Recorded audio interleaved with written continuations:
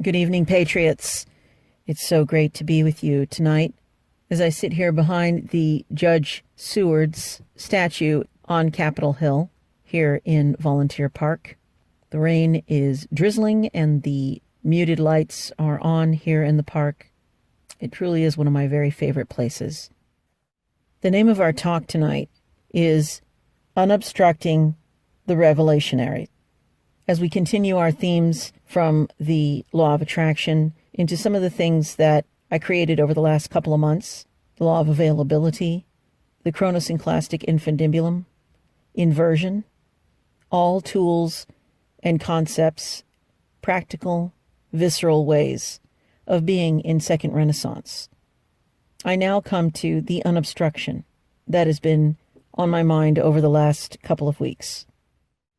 I feel like there is some kind of concept that has been predominant at times, especially in religion or in New Age dogma, even in nutraceuticals and natural medicine, let alone Western medicine, wherein there is some kind of thought about becoming a better person, which sounds fine when you think of developing upon the skills that you have and the capabilities that come from the natural abilities that we were bestowed with by God. There seems to be some kind of delineation somewhere where we crossed over from the encouragement and the recognition of what we were actually and are actually made of to develop different skills in which we have a deeper and a higher and a more pervasive experience of our lives as we serve others and as we live out our lives in the joy and happiness that we were created out of.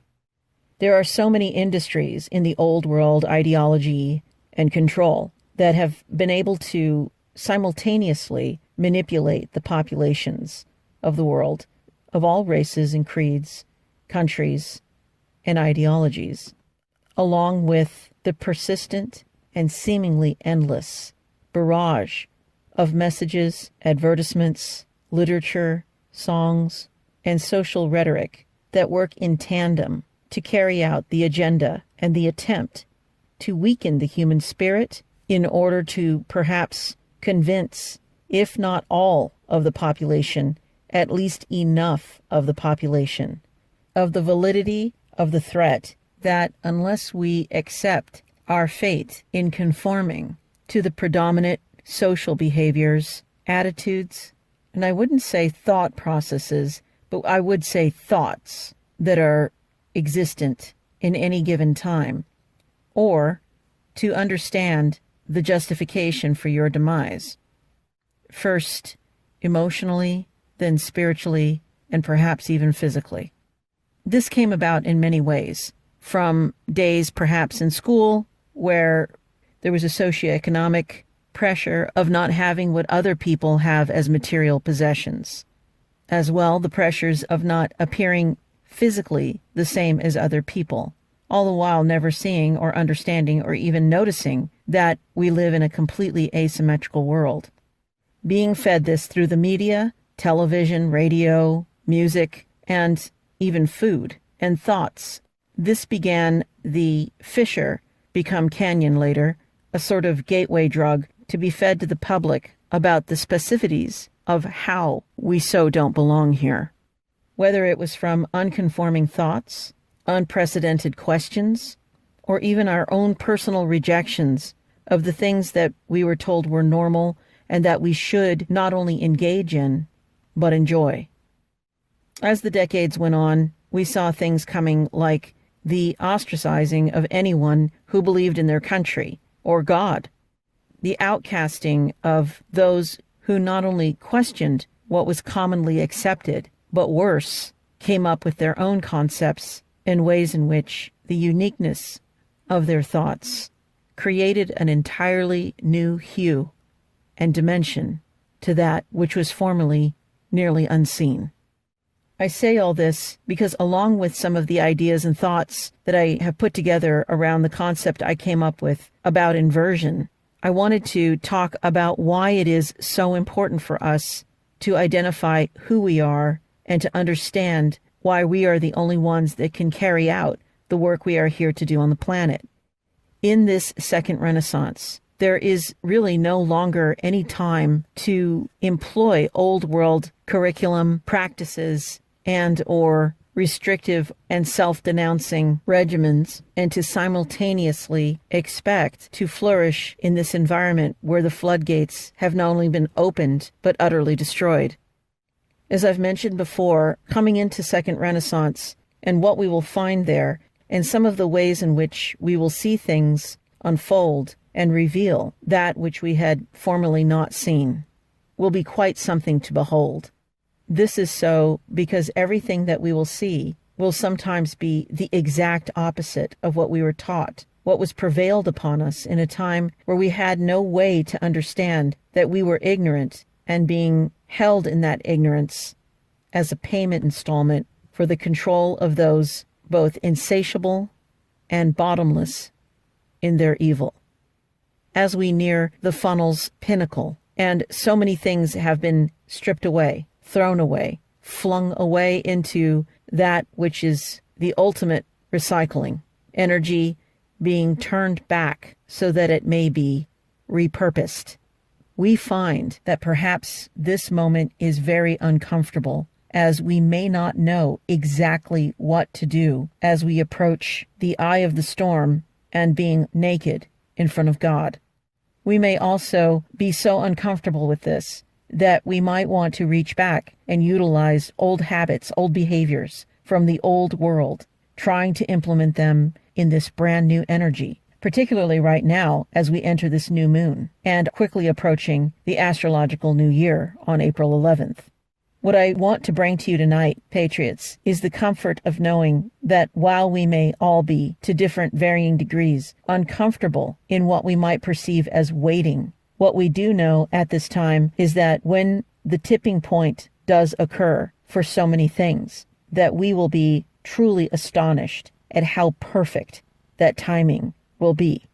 As of course it will be, because it is divine timing that belongs only to God.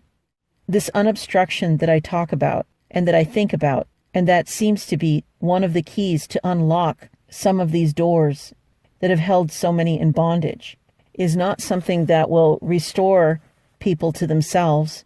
It's not something that will improve upon who you are. And it's also not something that gives a false pledge of taking responsibility for our lives, thus removing free will from our existence.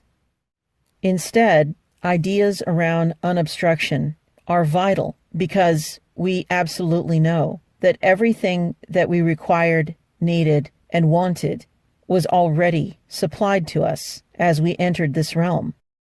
We are missing nothing. We are lacking nothing. And in fact, there is nothing to change about who we are. This isn't something glib like give everybody a blue ribbon because they showed up. This is actually the starting point. This is exactly where we take our stance,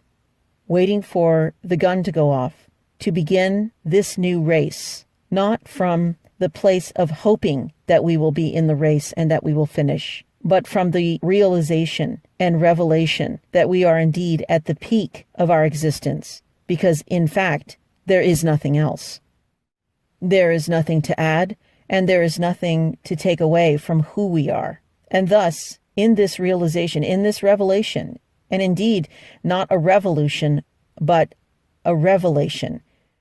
as in Second Renaissance, we have been invited to be revelationaries instead of the revolutionaries of the past. And in this revelatory moment, we find that the revolution of the turning and the spiraling upward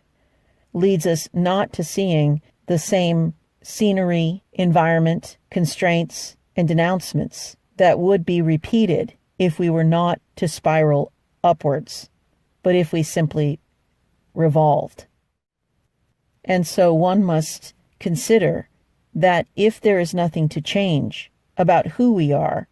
then perhaps what is being put before us as an invitation is not really even to change what we're thinking, but instead to uncover who we really are and unobstruct it from our own view, thus allowing naturally for anything else to fall away, as it is not magnetically attracted to what we are actually designed to be and what we were actually created as. When I was a young child, there was a show in the 70s called The Bionic Man, and shortly thereafter there was another show called The Bionic Woman, but unlike Adam and Eve, the Bionic Woman, however, was not created out of the rib of the Bionic Man. But I remember thinking how it would be to replace any part of yourself that had worn out, or perhaps you had injured it. As well, I wondered, what would it be like to be able to jump over things like that, deter any enemy the way they did, and to mostly not live in fear of damaging anything, as it could always be repaired or replaced, as machinery often is. Some of the subtle messages, sometimes, I think, were that this human body that we have is not enough, that it will wear out, and eventually that we might become invalid or an invalid. And so I think that as animations and different kinds of superheroes and ways in which some of us who had parts of our lives affected by that which we could not control and perhaps were in pain over, were afforded at least some kind of fantasy about how much better life would be if only we were like some of these characters, or perhaps had some of their lifestyle and money.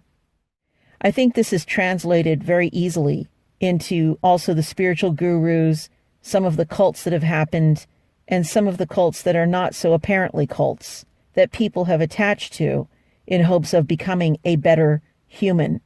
when in fact there is no such thing. There is only who you are and what you are, and the choice and or choices that one will make with what one has and what one is willing to do with what one has. The ideas around responsibility have often been touted as something that is laborious or undesirable, and in some way even penalizing. What we have come to know, in fact, is that if we have no responsibility for our own lives and for that which we make our choices around, then we absolutely have no ownership of our lives, and we indeed have relinquished the ownership of our lives to that which we perhaps don't even know what interest in control, prisonership, usury, and death that are often the syllabus for our precious lives, time, and love and energy. As we set about in our individual lives to invert that which has been revealed erroneous, dangerous, and false, we look forward to that which will illuminate what exactly is the opposite of that in each and every instance. And so, in the interest of efficacy and thoroughness, it is now more important than ever to understand that there is nothing wrong with us. There's nothing wrong with you. There's nothing wrong with me. And it really isn't about fixing anything, because all we would be doing is fixing a fantasy that doesn't exist. No, what is really left is for us to understand there is nothing wrong, nor missing, nor wanting in any of us. And with this revelation, we are finally able to get ready for this beginning and this starting line by allowing that which has nothing to do with who we are and nothing to do with the reality that actually is to disintegrate, to evaporate, and to be allowed to depart us. In this unobstructed state, we become fully prepared to receive, to utilize, and to enjoy the birthright that has been ours all along. And what a moment that will be when enough people simultaneously realize that everything that is to be transformed, transmuted, transcended, and alchemized will seemingly be done so effortlessly, when in fact the truth is that not only will that is not of God fall away, and that which is will stand, but the stunning information about all that wasn't really standing in the first place, as we are left standing, because we are of God.